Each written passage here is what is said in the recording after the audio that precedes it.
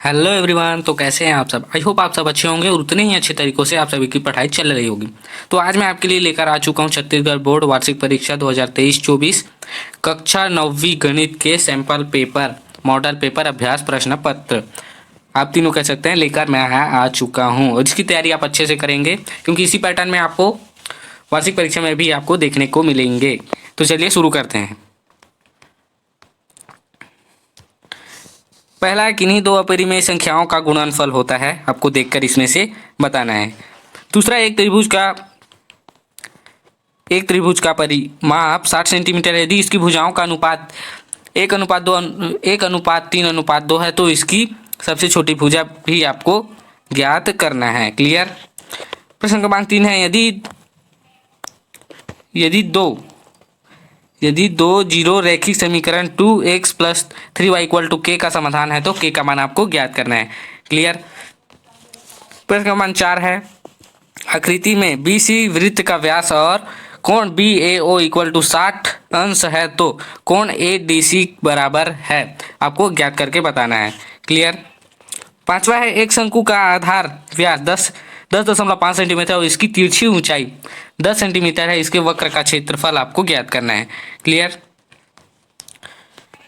प्रश्न क्रमांक 6 है, यदि x + 2x² - 2ax² + 16 का गुणनखंड है तो a का मान आपको ज्ञात करना है। प्रश्न क्रमांक 7 है, यदि दो गोलों की त्रिज्या अनुपात 1.4 है तो उनके आयतन का अनुपात क्या होगा, आपको बताना है।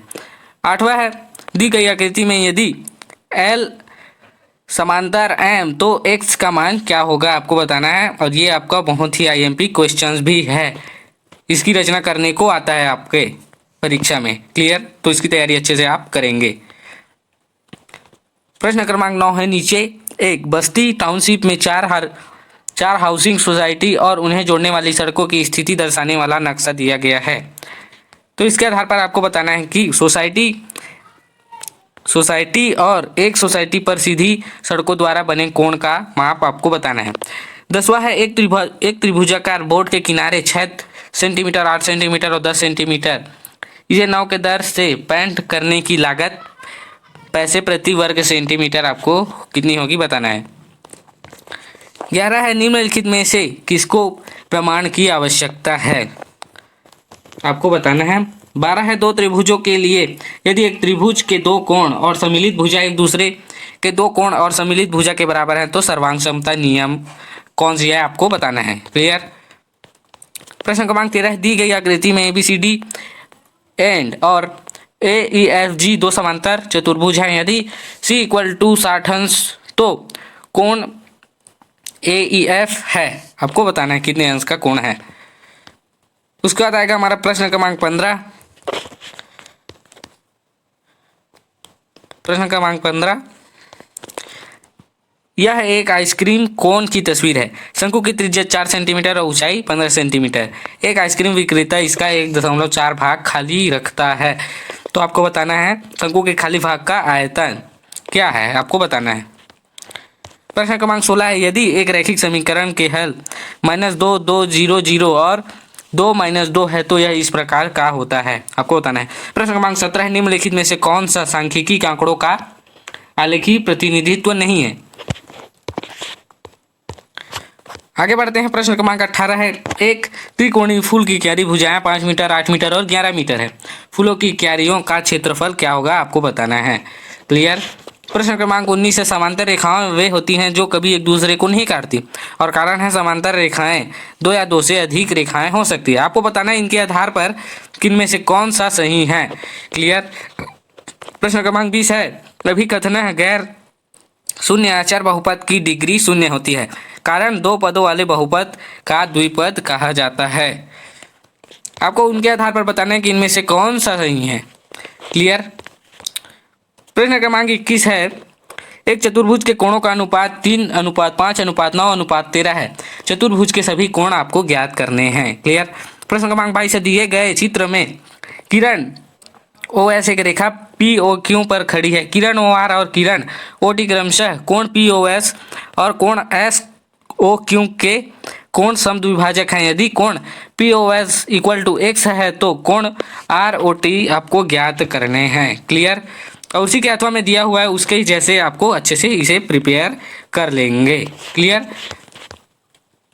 प्रश्न क्रमांक 23 है, यदि एक बिंदु C दो बिंदुओं ए बी के बीच इस प्रकार स्थित है कि AC इक्वल टू BC, तो सिद्ध करे कि AC इक्वल टू 1/2 AB चित्र बनाकर स्पष्ट कीजिए। उसी के अथवा में दिया हुआ है यूक्लिड की 5वीं अभिधारणा आपको लिखना है। क्लियर। प्रश्न क्रमांक 24 है, सिद्ध कीजिए कि एक वृत्त की समान जीवाएं केंद्र के बराबर कोण बनाती है। आपको ज्ञात करना है, आपको सिद्ध करना है।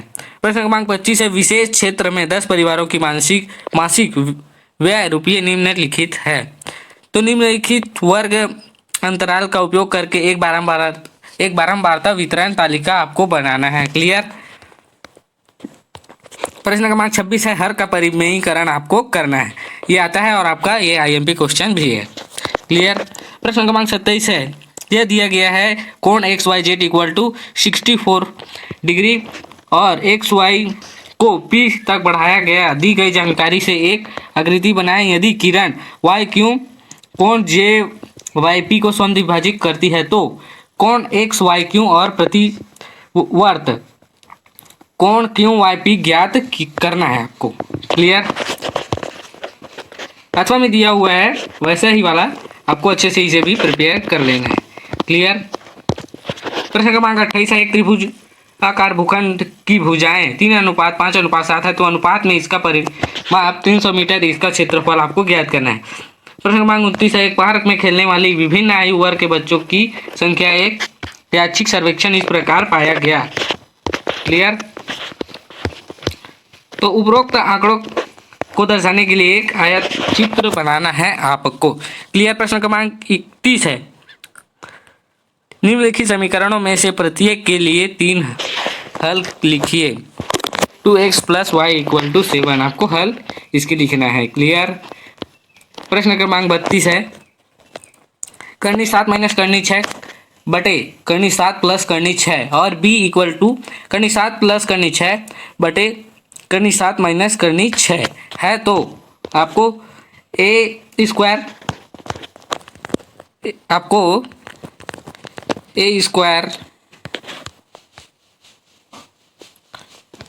आपको बताना है a² + b² + ab का मान आपको ज्ञात करना है। क्लियर। अथवा में दिया हुआ है, सिद्ध कीजिए कि चाप द्वारा केंद्र पर बनाया गया कोण वृत्त के शेष भाग के किसी बिंदु के इसके द्वारा बनाया गया कोण का दोगुना होता है। आपको ज्ञात करना है। 34 है, राहुल ने अपने जन्मदिन पर चॉकलेट बांटी। उसने प्रत्येक बच्चे को 5 चॉकलेट और वयस्कों को 20 चॉकलेट दी।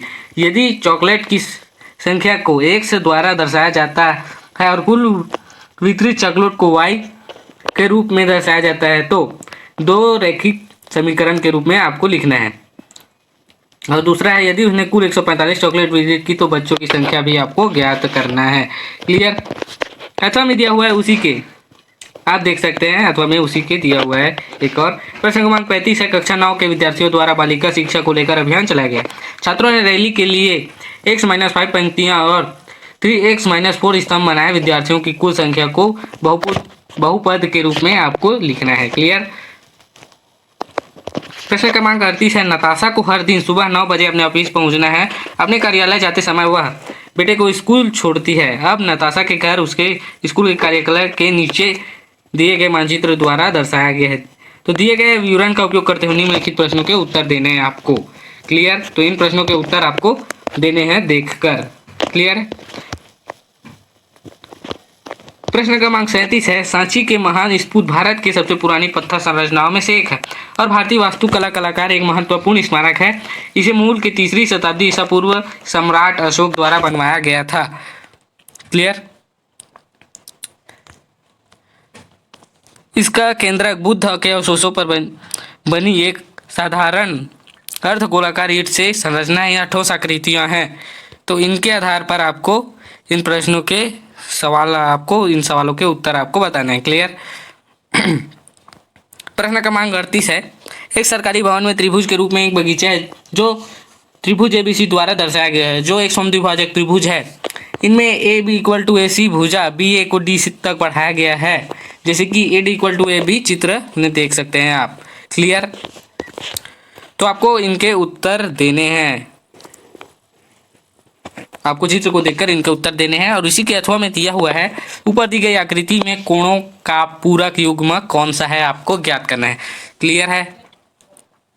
तो आपको ये वीडियो कैसा लगा कमेंट करके जरूर बताएं, अपने दोस्तों को भी शेयर करें ताकि इनके बारे में उनको भी जानकारी हो सके। हमारे चैनल में अगर नए हैं तो हमारे चैनल को सब्सक्राइब जरूर करें। तो मिलते हैं अगली वीडियो में, तब तक के लिए धन्यवाद।